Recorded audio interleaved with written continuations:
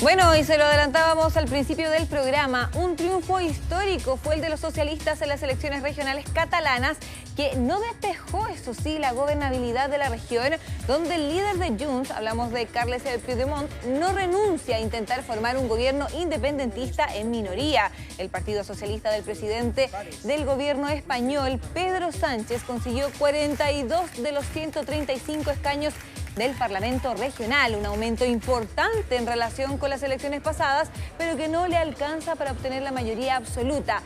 ¿Quién tendrá más posibilidades de formar gobierno? Lo vamos a conversar con Miguel Saralegui del Instituto de Historia de la Universidad San Sebastián. ¿Cómo estás? Muchas gracias por estar con nosotros. Buenas noches, gracias por haberme invitado. Bueno, Miguel, primero que nada, lo que comentábamos hace algunos instantes, ¿quién crees tú ante este escenario de incertidumbre todavía, pese al triunfo importante que tuvieron los socialistas, que podría formar gobierno primero? Sabemos que Puigdemont también tiene la intención, ¿cierto?, pese a quedar el segundo en las elecciones, y por otra parte, hacer estos pactos, ¿cierto?, está bastante complejo. ¿Cuál piensas tú que podría ser la resolución a todo esto? A ver, el problema principal no es quién va a ser el próximo presidente de Cataluña, sino más bien si lo es Salvador Illa, el Junts, el partido Puigdemont, dejaría de apoyar a Pedro Sánchez en Madrid y Pedro Sánchez caería. Es decir, esa es la tensión. La tensión que hay ahora es que Puigdemont da los votos en Madrid para que Pedro Sánchez gobierne, y ahora Puigdemont pide o quiere ser presidente del Parlamento, cuando ha tenido una votación menor que Illa, y además que es mucho más difícil conseguir para él la mayoría. Entonces, lo más probable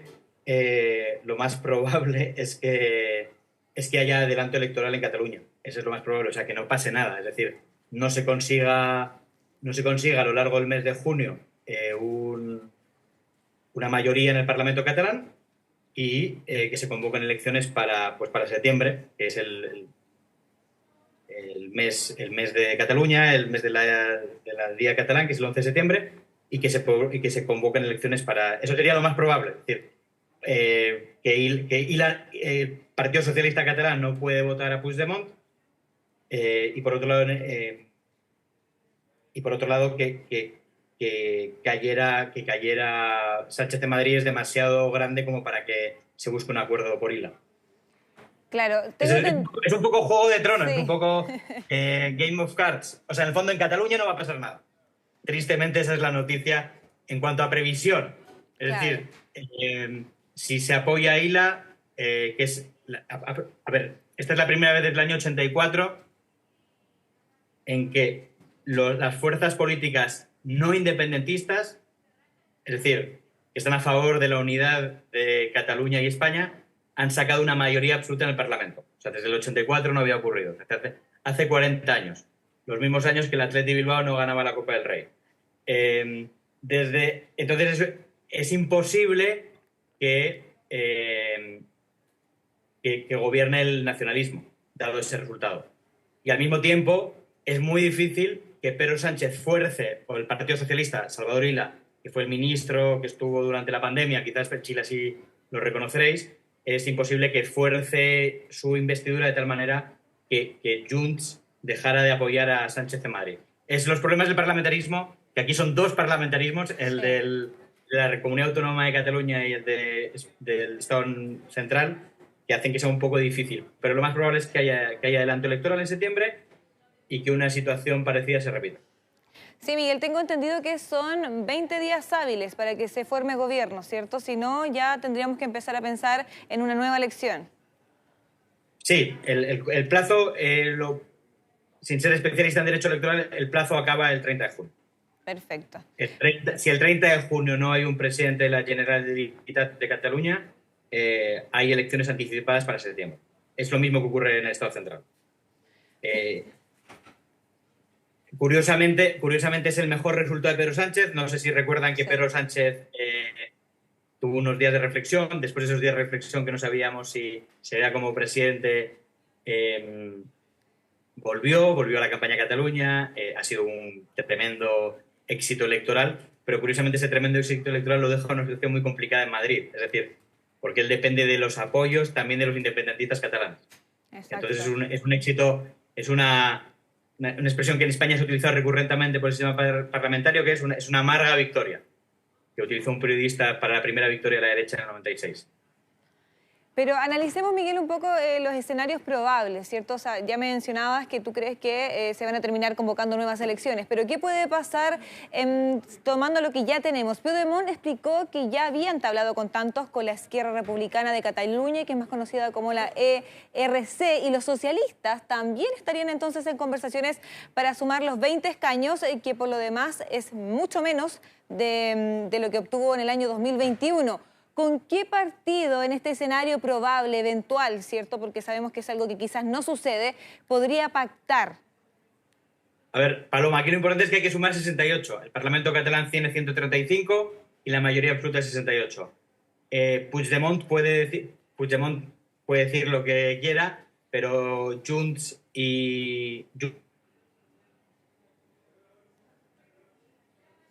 Sí, bueno, tenemos ahí un poco de problemas con el contacto entonces con nuestro analista internacional que nos estaba comentando acerca de este escenario, ¿cierto? Lleno de incertidumbre que está en Cataluña luego de las elecciones de este domingo, donde sabemos los socialistas resultaron vencedores, algo que no sucedía hace 10 años, donde siempre grupos independentistas estaban al poder, por lo menos ahí en el gobierno regional. Estamos de nuevo entonces en contacto contigo, Miguel.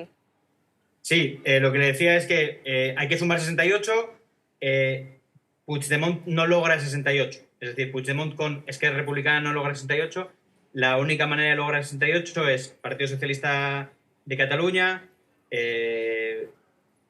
Esquerra Republicana y En Común Podem, que es el equivalente al viejo Podemos. Y eso suman 68. Entonces, cualquier otro acuerdo implicaría la renuncia del PSOE a gobernar, y sobre todo por este hecho histórico de que en 40 años no ganaban las fuerzas españolistas, por decirlo así, eso es imposible que ocurra. Entonces, la única posibilidad es que gobiernen Partido Socialista de Cataluña, Esquerra Republicana, que eran los que gobernaban antes, y con el Partido Socialista con el apoyo de Esquerra Republicana y con Común Podem, que es Ada Colau, quizás como una figura que fue alcaldesa de Barcelona hace poco. Esa es la única posibilidad. El otro sería delante electoral.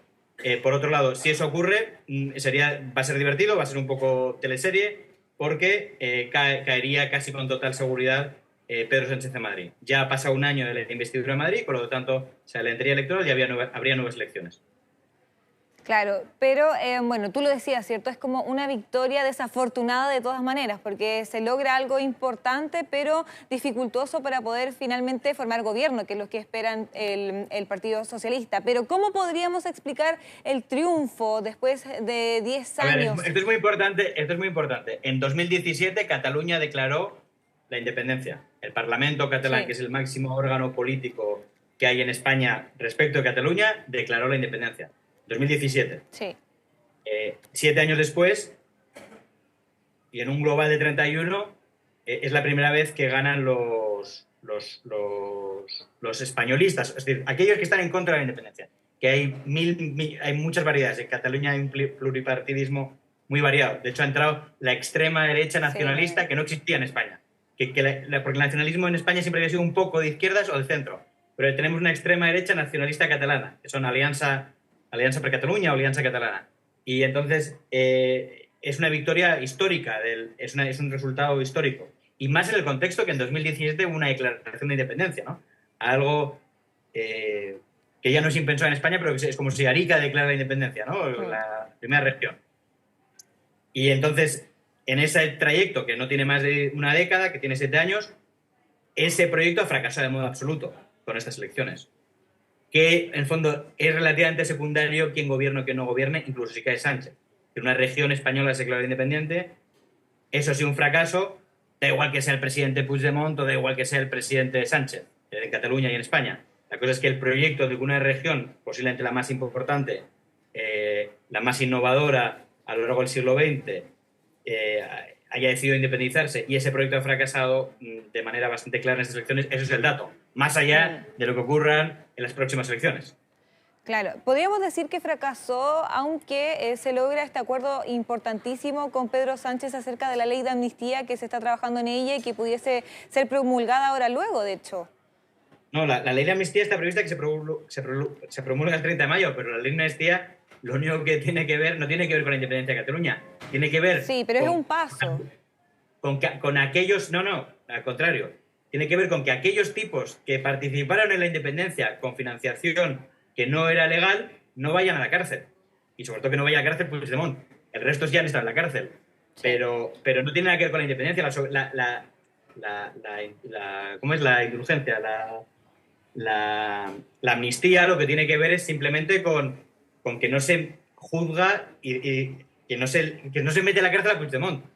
Que no se les juzga por delitos cometidos. Pero de hecho es eso que hace Sánchez va contra la independencia por este resultado electoral, porque este resultado electoral lo que informa es Sánchez, que evidentemente es alguien que está, el Partido Socialista, que evidentemente está a favor de la unidad nacional, la unidad de España, han obtenido un resultado electoral que no habían obtenido en 40 años. Él y los partidos como el Partido Popular, Podemos, Vox, en la extrema derecha españolista, han tenido un resultado que les da por encima la mayoría absoluta, algo que no había ocurrido desde el año 64. Entonces, en la victoria, curiosamente, es del proyecto de la amnistía, es una victoria absoluta para el proyecto de la amnistía, y al mismo tiempo es un fracaso, o más bien, pone en riesgo al tipo que ha promocionado la amnistía, que es Pedro Sánchez. Porque pone en riesgo su lugar en Madrid. Pero obviamente, para la política española, en algún sentido, en el medio plazo, y posiblemente ya mañana, es más importante que Cataluña esté a favor, los votantes catalanes están a favor de seguir siendo españoles y no de ser solo catalanes. Que eso es lo que divide la política española, no solo la política de Cataluña. Exacto. Bueno, considerando todos los factores que nos mencionabas, Miguel, y esta elección solamente, ¿cierto? Sin considerar lo que pudiese pasar a futuro, si es que se convocan nuevas elecciones o no. ¿Podríamos decir que Pedro Sánchez es entonces como el gran ganador de esta instancia, considerando que este triunfo refuerza esta idea de unión que dice él? Y sobre todo en un momento donde es duramente cuestionado, ¿cierto?, tanto por la ley de amnistía por una parte, que acordó con los independentistas, recordemos, y además a la investigación a su esposa, que lo tuvo de hecho al borde de la dimisión. O sea, si Pedro Sánchez fuera un político preocupado por el futuro de España como país unitario, Pedro Sánchez es el hombre más feliz del mundo, porque ha conseguido algo que ningún dirigente de derechas ni de izquierdas había conseguido, que es que sacar una mayoría absoluta de las fuerzas no independentistas en Cataluña. Si Pedro Sánchez es un tipo preocupado por seguir de presidente en Madrid, está en una situación más riesgosa de la que estaba anteayer. Exacto. Tenemos, claro, la figura de Pedro Sánchez por un lado y la otra de Puigdemont, ¿cierto? Él, podríamos decir que fue un perdedor en todo esto, porque de todas maneras él dice que va a ir por la investidura presidente del gobierno regional. Todavía no se rinde y seguramente va a poder ingresar nuevamente a España, aunque él mencionó que si perdía esta vez no se iba a seguir dedicando a la política regional, local. Bien digo. A ver, es que aquí con el multipartidismo la derrota se la reparten muchos. Sin duda el derrotado es Esquerra Republicana, que tenía más votos, que tenía los mismos diputados que el PSC, y entonces Puigdemont claramente también es un ganador, porque en el fondo no tiene la capacidad de ser quien manda en Barcelona, en Cataluña, pero tiene la capacidad de ser en Madrid. Entonces bueno, esto es la maravilla del parlamentarismo, que a veces se quiere importar a Chile, pero que es bastante más complejo. O sea, aquí tenemos dos ganadores, porque si yo te gano en Barcelona, yo te la devuelvo en Madrid. Y entonces Puigdemont, curiosamente, siendo un nacionalista, no tiene poder en Barcelona, porque no tiene poder de decisión, casi ninguno. De hecho, no va a ser presidente. Eso te lo auguro, no va a ser presidente Puigdemont, pero sí tiene la capacidad de vengarse en Madrid. Curiosamente, un independentista catalán no tiene poder en Madrid, no tiene poder en Barcelona, no tiene poder en Cataluña, pero tiene poder en Madrid respecto al Estado Nacional. Entonces también es un ganador hoy. Es imposible pensar que no sea un ganador hoy Puigdemont. Sí, bueno, Miguel, muchísimas gracias por conversar con nosotros hoy en Mega Noticias Mundo en este escenario, ¿cierto? Súper incierto con respecto a lo que se está viviendo en la región de Cataluña, allá en España, que por supuesto nos vamos a mantener súper atentos, sobre todo lo que tú nos mencionabas. Esto lo vamos a recordar, que seguramente y ciertamente se vuelvan a repetir las elecciones en ese lugar. Miguel Saralegui, Instituto de Historia de la Universidad de San Sebastián. Muchas gracias, que te vaya muy bien. Gracias a ti, buenas noches. Buenas noches.